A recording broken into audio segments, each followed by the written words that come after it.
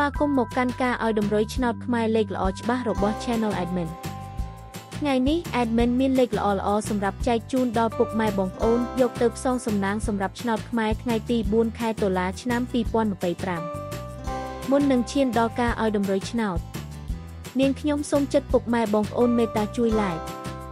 Subscribe Comment និងដាក់សញ្ញាកណ្ដឹងឲ្យ Admin ម្នាក់មួយផងដើម្បីជាការលើកទឹកចិត្តក៏ដូចជាដើម្បីតាមដានវីដេអូតម្រុយឆ្នោតថ្មីៗផងដែរ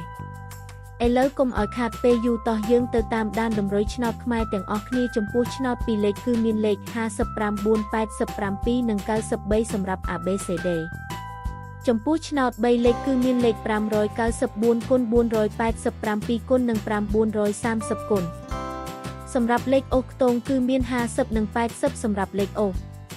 ចាស់ឥឡូវនេះវីដេអូតម្រុយឆ្នោតរបស់ Admin គឺបានដល់ទីបញ្ចប់ហើយ